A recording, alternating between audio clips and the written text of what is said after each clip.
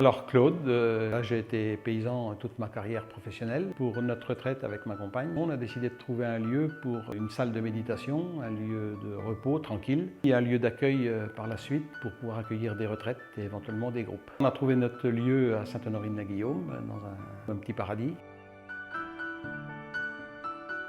En règle générale, la première réaction c'est « waouh !» Et puis après, non, les gens apprécient beaucoup, quoi. Où j'ai construit en éco-construction complète et autoconstruction. Donc c'est un lieu qui respire le calme, c'est fait essentiellement en bois. L'éco-construction, pour moi, c'est travailler avec des matériaux nobles et recyclables surtout, quoi, en fait.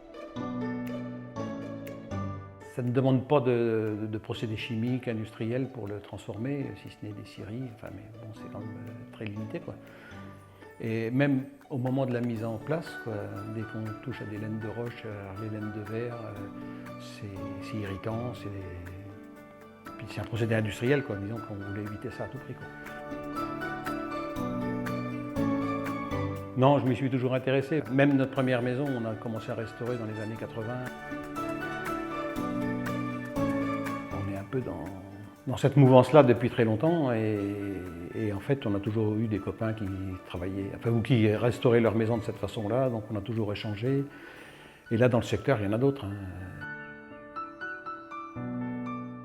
Donc là c'est construit toute une charpente de bois et puis l'isolation a été faite en ouate de cellulose. À côté donc c'est 2 chambres pour des stagiaires plus tard. On a du chaux liège au sol, avec un carrelage par-dessus.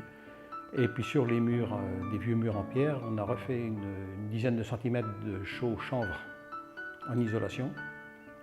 Et puis la toiture, c'est mansardé, mais donc la toiture est faite isolée aussi en ouate de cellulose.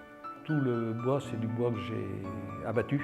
J'ai acheté sur pied, fait débiter, puis après je suis équipé, j'ai pu le raboter, l'usiner, faire la charpente entièrement. Là sur Barenton, il y a un producteur de chanvre. En fait, ils ont essayé de développer la filière chanvre en Basse-Normandie. Ils récoltent et ils transforment le chanvre, donc ils commercialisent derrière. Ça se trouve de plus en plus facilement, quoi. Ça se démocratise.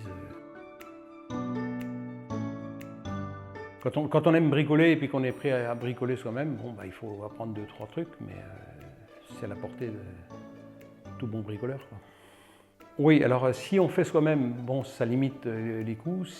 Par contre, les matériaux, globalement, quand même, coûtent plus cher. Ça, c'est sûr. Après, ça dépend où est-ce qu'on décide de mettre son argent. Mais bon, on a toujours fait un choix d'être dans des matériaux sains, produire bio, manger bio, donc ça fait partie d'un tout, quoi. Donc c'est une question de choix de vie. Le bois, j'adore, le béton, j'aime pas. Donc quand il faut que je fasse une chape bien droite, c'est pas mon truc, quoi. Bon, j'y arrive quand même.